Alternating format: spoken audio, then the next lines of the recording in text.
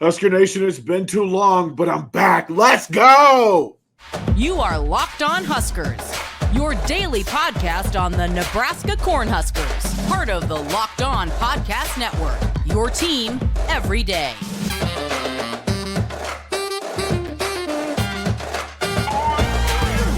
Again, DP here, Locked On Huskers. Thank you for making Locked On Huskers your first watch and listen each and every single day. Appreciate you everydayers, and for those folks who have been consistent in coming back and asking for this content. Mark Islandweiler, if you would please let him know about Jase Medical. Thank you, DP. This episode of Locked On Huskers is brought to you by Jase Medical. Now, in today's world, we've got a lot of unknowns. There's natural disasters, there's supply chain shortages, there's your everyday travel, there's pandemics going on. Everyone should be empowered to care for themselves and their loved ones during the unexpected, and that's why Jase Medical offers the Jase Case. The Jase Case provides 5 life-saving antibiotics for emergency use and gives you a peace of mind so that you're not just hoping that you have access to medication in an emergency. Jase Medical makes sure you have that medication in hand. Jase Medical is simple. They handle everything from the online evaluation to licensed pharmacy medication delivery and ongoing consultation and care.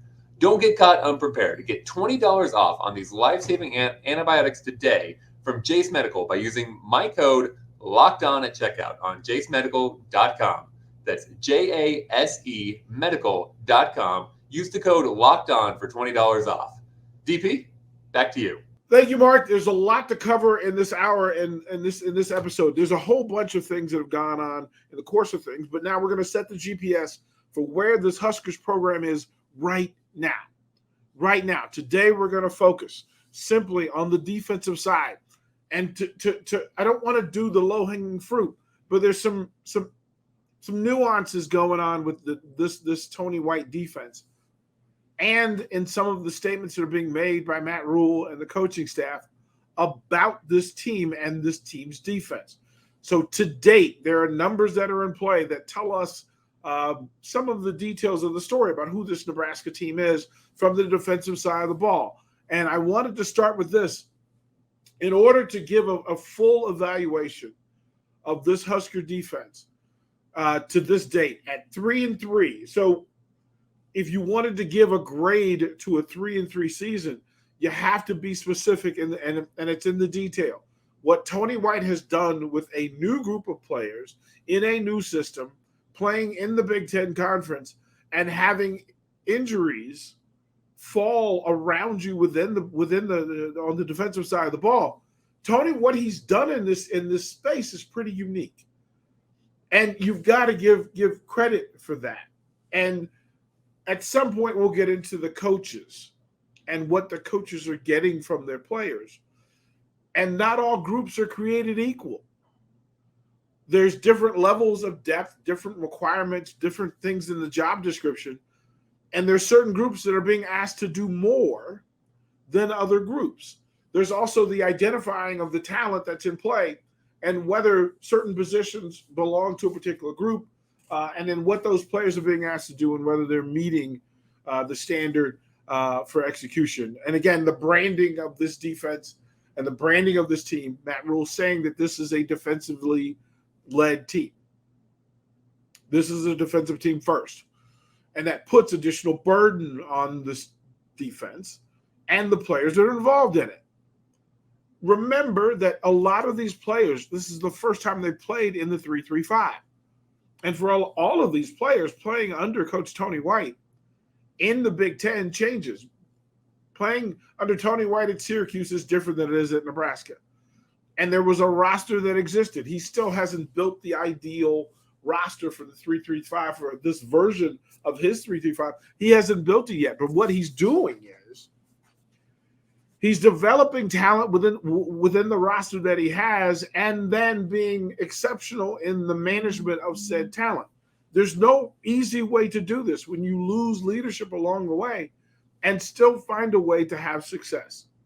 So what I say to Tony White defensively is that I can't speak for him and how he would grade out his players and his own work. But if you add the coaches into it and what each coach was trying to accomplish and has been asked to accomplish in each group tells a wonderfully unique story. Because if we let's start with the defensive line.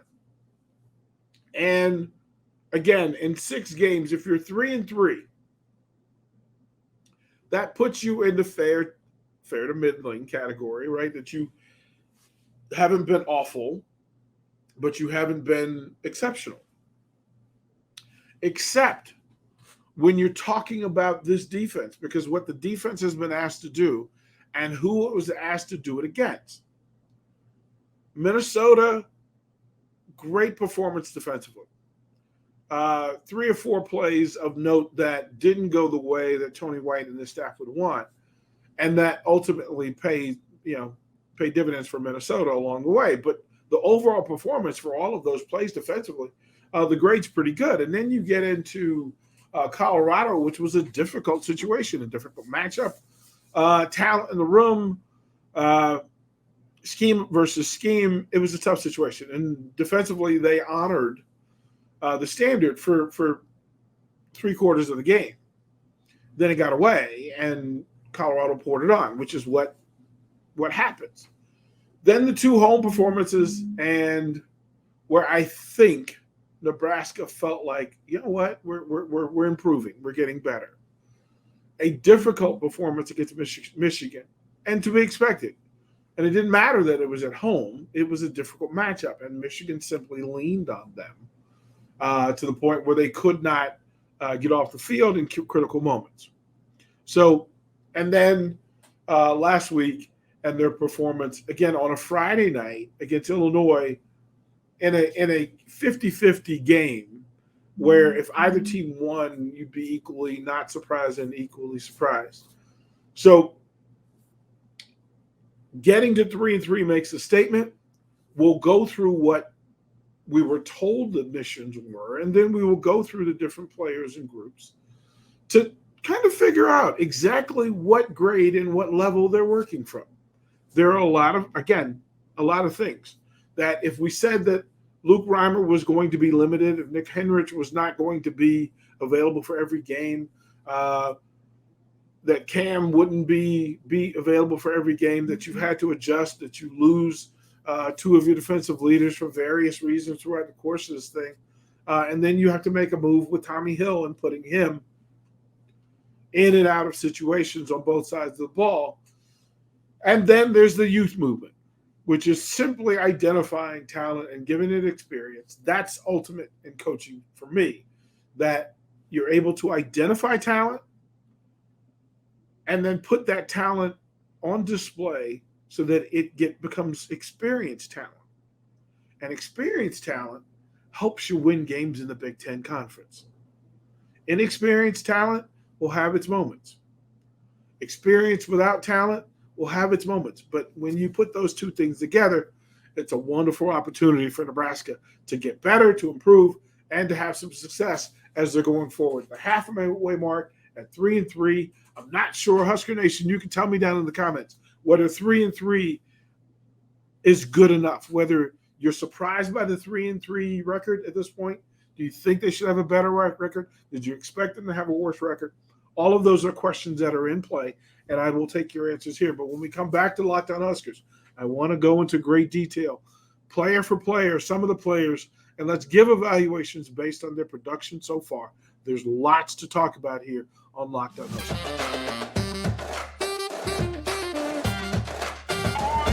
Hey, gang, thank you, and welcome back to Locked On Huskers, your first watch and listen each and every single day, and we appreciate you meeting us and hanging out with us. Mark Onweiler, would you please let them know about PrizePicks?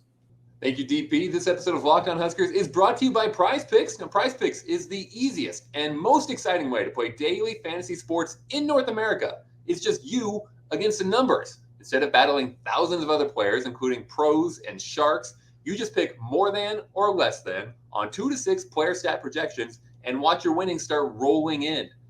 PrizePicks offers quick withdrawals, easy gameplay, and an enormous selection of players and stat types that makes PrizePicks the #1 daily fantasy sports app.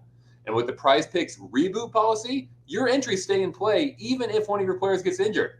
For NFL games and college football top 25 matchups, if you have a player who exits the game in the first half and does not return in the second half, that player is rebooted.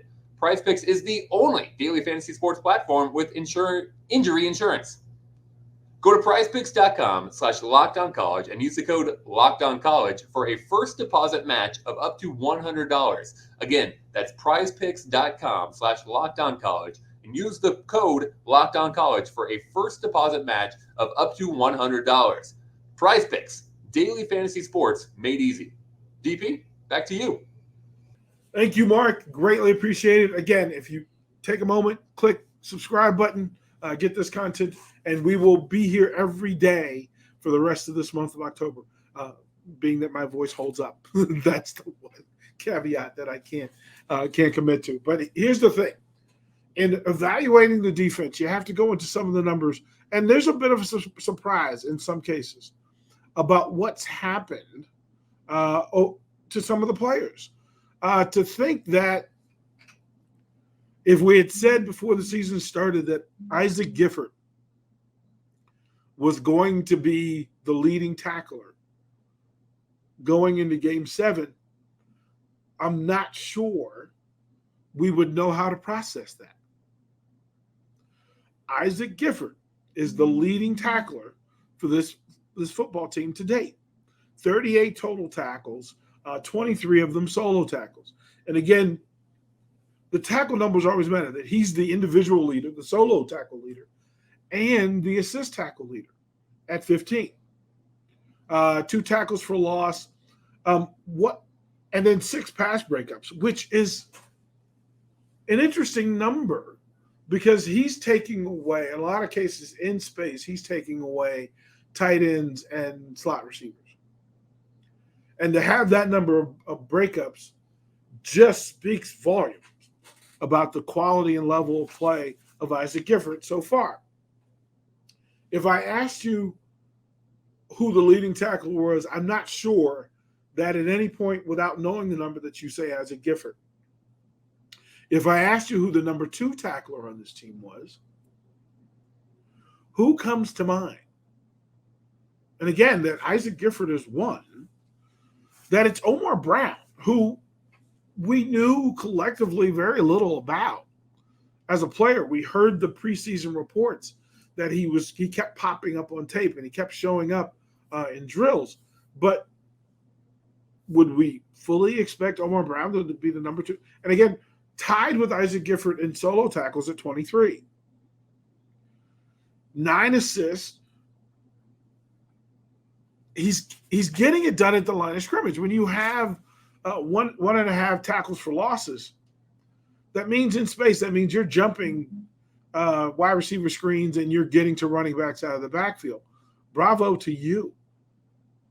1 interception for both he and Gifford. So development, identification of talent, and then giving experience to that talent, Gifford and Brown are 1 and 2. And then they both played all 6 games. Also on the 6 games list, and if you want to compare, that third on the solo tackles list is John Bullock. And it speaks to the volume of Tony White's defense in creating players and having a depth of players.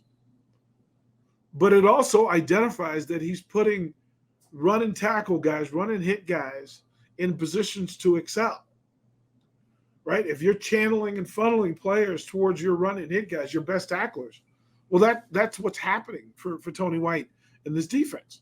16 solo tackles, 14 assisted tackles, and again, even with tackles for loss and a sack in play, plus he's breaking up passes, John Bullock's having a time. He's having a time. So 2 of your 3 move-around guys are at the top of the tackle, which means that you're freeing them up, that the big guys up front are doing the work and freeing them up. It also leads to the question of Luke Reimers not having played every game and Nick Henrich not playing every game, that's these young men have stepped up and done the job. They had a great understanding of what was being asked of them, and then they committed to actually executing what was asked of them. Fourth on the list for tackles for this defense is another name that kind of is a flex player, a player that plays at several levels and is asked to do a lot of things. Remember, these are your leading tacklers and the people who are putting up broken up passes, broken up numbers. They're getting interceptions.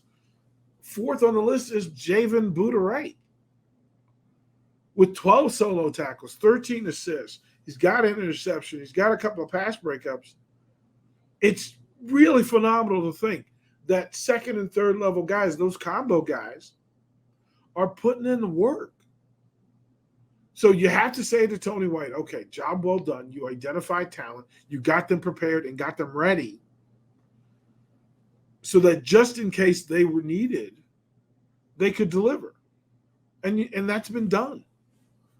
Then you get into the Nick Heinrich category where he's got 13 solo tackles, 11 assists, 3 tackles for loss, 2 sacks, pass broken up. He's got a hurry in there.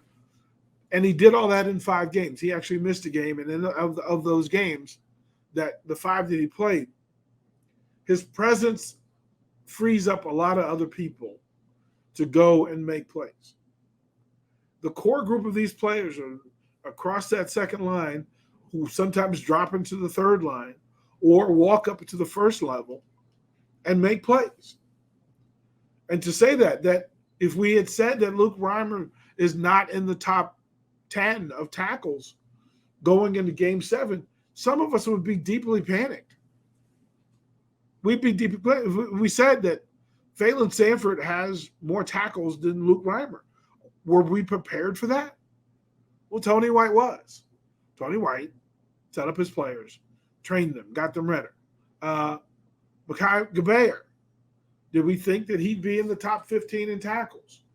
I'm not sure that we were. Now, it's not all, Skittles and roses, but at least it gives you something to point at to say that Tony White is identifying players, does a pretty good job of identifying players, and then developing players to be able to produce and to be effective.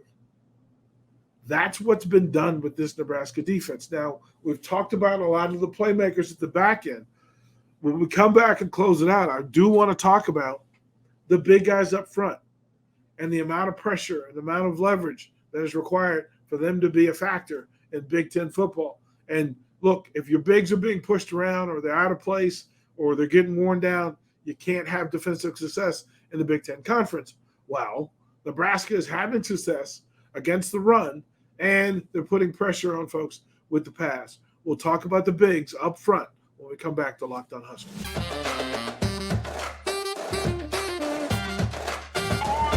Hey, gang, DP here, Locked On Huskers, and again, thank you for hanging out with us and making this a part of what you do on a daily basis. Greatly appreciate it. In the full exposure that's required behind good quality defense, where are you directing your work? And for Tony White as a linebacker himself, that you want to find people who you identify with who can be effective the way that you want to coach it.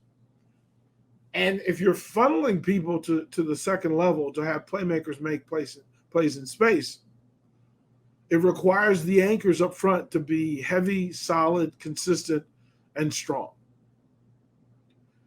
I think it's a fair evaluation and assessment that the up front group has been better than we expected to this point.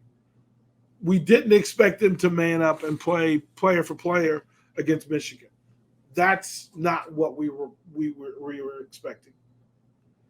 But we were looking for Ty Robinson and Nash Hutmaker to actually be a factor so that your undersized linebackers and your mid-level guys who are the combo guys don't just get mashed by the machine. You need for them to occupy bigs. The numbers kind of say what you want them to say. in that you're not looking for them to really put pass pressure on. You're not really looking for them to knock down passes because they're occupying several offensive players at the same time. Yet and still, somehow this group has figured out how to be productive and how to free themselves up, how to free up their teammates along the way. And with Hutmacher with 14 assists, that's the number 2 assist number on the roster. 14 is only second to Gifford, right? Played all 6 games, which means he's on the field. He's staying healthy. Personal files be damned. He's been on the field and put in the work. Tackles for loss, he leads the team with 3.5, where he's tied for the lead along with Jamari Butler. That's a substantial stat. That's a thing to understand. And then Ty Robinson, while not eating up the solo tackle numbers, has a pretty high volume on the assist game with 10, which means he's not only occupying tackles, blockers, but then he's freeing himself up to be a part of the finish. And that's a solid thing for your big in the middle. Outstanding. I mean, Jamari Butler in his recent emergence missed a game, but in the 5 games, 3.5 tackles for loss. Those are numbers that are important. Jamari Butler also right in that cluster of 10 assists. MJ Sherman with 10 assists, tackle for loss, a sack. I think we would probably expect or want him to be a little bit higher, but he's playing well currently, and he's on the field. And then finally, Blaze Gunnerson is somebody that a lot of time on the field, and he's being asked to do some heavy lifting. And I'm just not sure that he's having the level of success so far through 6 games that he wants. Tony White has this defense playing well, and he's going to have an opportunity for Northwestern next week to make a statement about who this Husker team is. We were told last week that we will find out who the Huskers are on Friday. We got some more answers, but we still have more questions. And it's a bye week, so we're not going to get any more answers in the next few days. But we can put a placemat, we can put a pin to where we are on this thing, on this journey. And at 3-3, we're not upset at 3-3. You may be disappointed at 3-3 because you think there's another win in there, or maybe 2. But you have an opportunity. The schedule lays out with Northwestern, Michigan State, that you have some people that maybe you could get. And at 3-3, that's not a bad place to be. Thank you for making Locked On Huskers your first watch and listen each and every single day. And we'll close with the 3 words that we love so much. I'll see you tomorrow. Now, that's not it. Go Big Red.